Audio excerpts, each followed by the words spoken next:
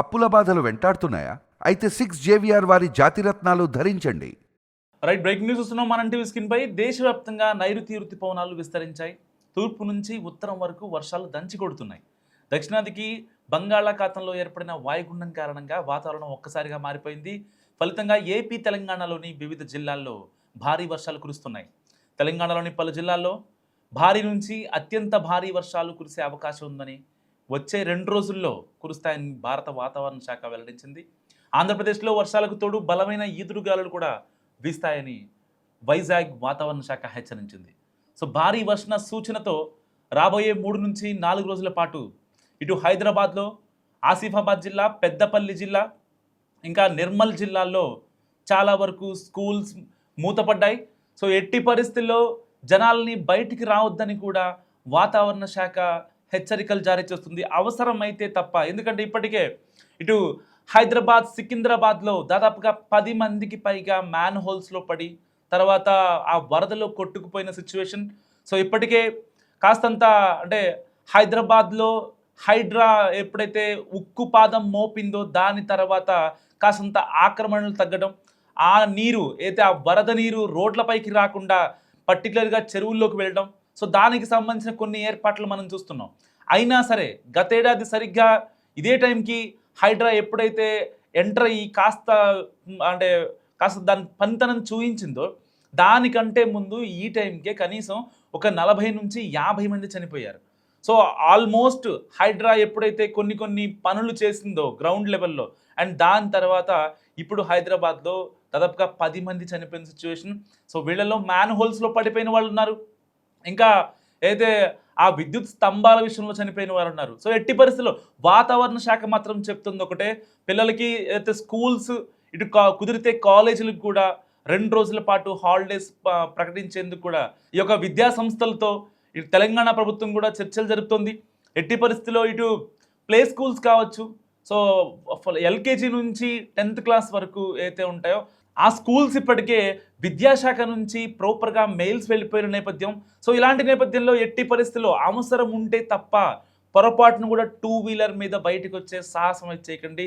ఎందుకంటే హైదరాబాద్లో ఎక్కడ మ్యాన్ హోల్ ఉంటుందో వర్షం పడ్డ తర్వాత ఎప్పుడో మనం తెలియని ప్లేస్కి వెళ్తాం, అక్కడ ఎలాంటి ప్లేస్లో మ్యాన్ హోల్ ఉంది, నాలా ఉంది అనే విషయాలు తెలియక చాలామంది ఇబ్బంది పడుతున్నారు, ప్రాణాలు కూడా కోల్పోతున్నారు. చాలా రీసెంట్గానే కరెక్ట్గా అస్సాంలో ఎంత వరద బీభత్సం క్రియేట్ చేస్తుంది చూసాం. చాలామంది ఇళ్ళు కోల్పోయారు, ఇంకా వాళ్ళ సర్వస్వం మొత్తం కోల్పోయారు. సో హైదరాబాద్లో కూడా లిటరల్గా అలాంటి సిచ్యువేషనే కనిపిస్తోంది. ఎట్టి పరిస్థితిలో బయటికి రాకపోవడమే బెటర్ అంటుంది వాతావరణ శాఖ. మరో 2 రోజుల పాటు, ఇప్పటికే 2 రోజుల నుంచి హైదరాబాద్లో చాలా గట్టిగా వర్షం పడుతుంది. ఎటు వెళ్ళాలన్న ట్రాఫిక్ జామ్, గంటల కొద్దీ ట్రాఫిక్ జామ్ అవుతుంది. చాలామంది మెట్రోలను ఆశ్రయిస్తున్నారు. ఇలాంటి నేపథ్యంలో ఎట్టి పరిస్థితుల్లో ప్రజల్ని అంతా జాగ్రత్తగా సేఫ్ ఏరియాలో ఉండాలని కూడా ప్రజలు సూచిస్తున్నారు. ఎలాంటి ఇబ్బంది ఉన్నా మీ వెంటనే అయితే దగ్గరలోని జిహెచ్ఎంసి ఆఫీస్కి కానీ, వాళ్ళ టోల్ ఫ్రీ నెంబర్కి కానీ, లేదంటే మీ దగ్గరలో ఏదన్నా మ్యాన్ హోల్ తెరిచి ఉన్నా సరే వెంటనే ట్విట్టర్లో ట్యాగ్ చేయండి జిహెచ్ఎంసిని. సో వాళ్ళ రెస్క్యూ టీం ఇటు, లేకపోతే వాళ్ళు కుదరకపోతే అంటే విత్ ఇన్ హవర్స్లో ఇటు ఎన్డీఆర్ఎఫ్ టీం కూడా వస్తారు.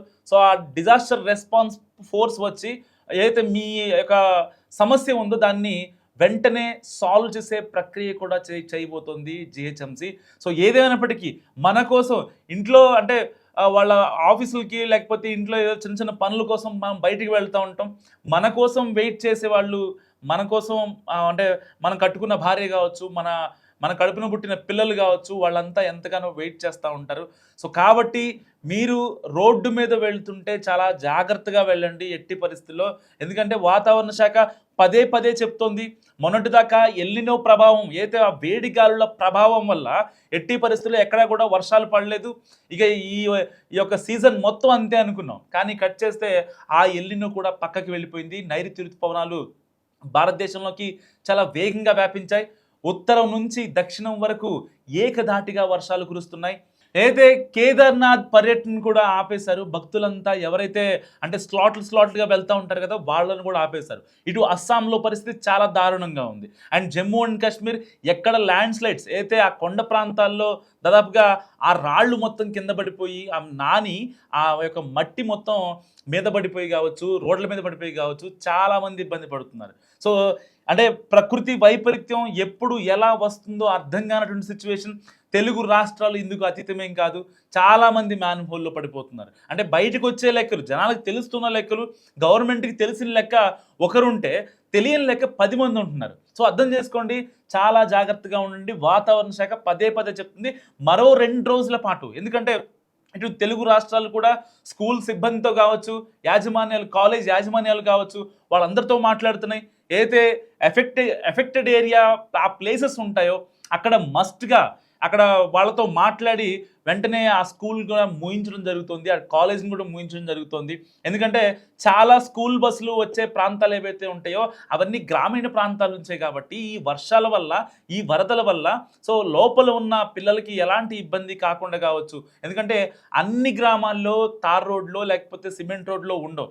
చాలా వరకు గ్రామాల్లో అంటే నాట్ ఓన్లీ తెలుగు స్టేట్స్ ఎక్కడైనా సరే. సో ఇలాంటి నేపథ్యంలో చాలా జాగ్రత్తగా ఉండండి. సో ఎట్టి పరిస్థితుల్లో బయటికి రావద్దు అని వాతావరణ శాఖ అంచనా వేస్తుంది. అండ్ ప్రభావిత ప్రాంతాల్లో వరదలు సంభవించే అవకాశం ఉంది. సో ఆకస్మిక వరదల వల్ల చాలా ప్రాంతాల్లో కొండ చర్యలు విరిగిపడే ప్రమాదం కూడా ఉంది.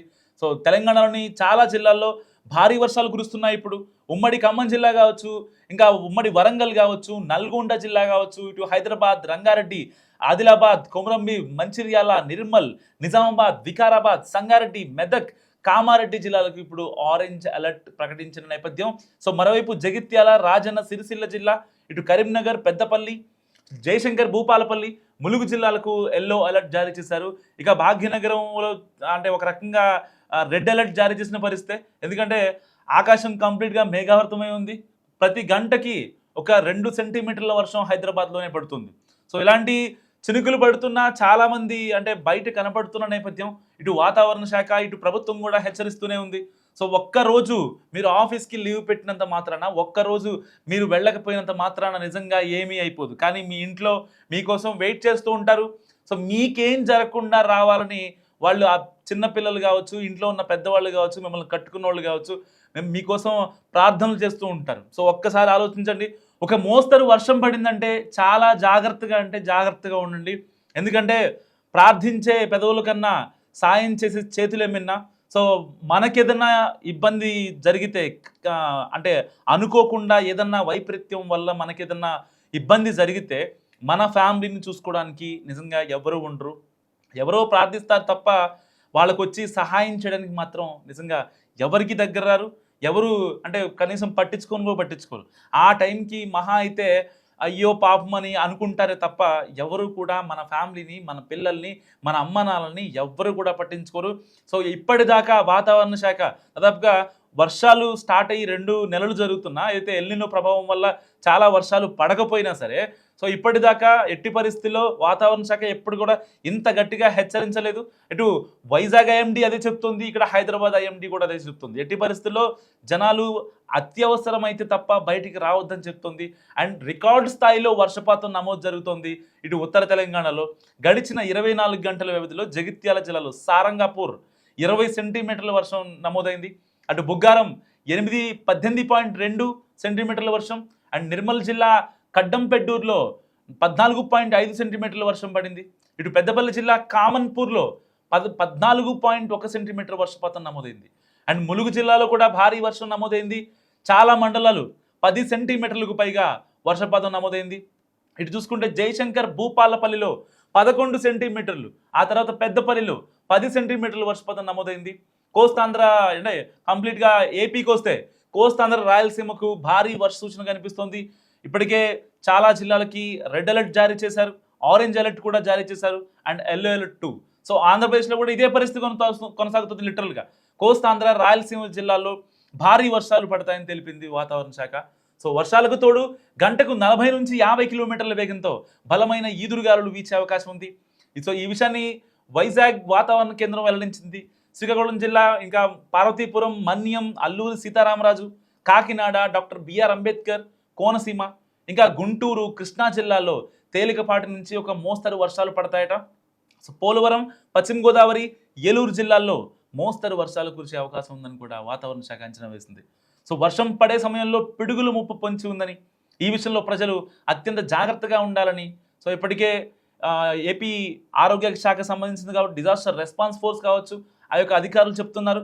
ఎట్టి పరిస్థితుల్లో ఇటు అంటే ఏపీ ఐఎండి చెప్పినా, ఏ ఐఎండి చెప్పినా, తెలంగాణ ఐఎండి చెప్పినా, నేషనల్ ఐఎండి చెప్పినా, ఎవరు చెప్పినా ఒకటే చెప్తున్నారు. సో నైరుతి ఋతుపవనాలు ఆల్మోస్ట్ ఎంటర్ అయిపోయి వాటి ప్రతాపం చాలా గట్టిగా ఉండే అవకాశం చాలా మనకి క్లియర్గా కనిపిస్తోంది. సో 4 రోజుల నుంచి ఇటు హైదరాబాద్లోని చాలా ప్రాంతాలు నీట మునిగాయి. సో కొంచెం ఒక రకంగా హైడ్రా ఉంది కాబట్టి కొన్ని ప్రాంతాల్లో రిలీఫ్ వచ్చినప్పటికీ ఆ యొక్క వాటర్ని అంటే కొన్ని మోటార్ల సహాయంతో బయటికి పంపించేస్తున్నారు. సో అలాంటి సిచ్యువేషన్ ఏదన్నా జరగరాంది జరిగితే నిజంగా మన ఫ్యామిలీ మొత్తం ఇబ్బంది పడాల్సిన సిచ్యువేషన్.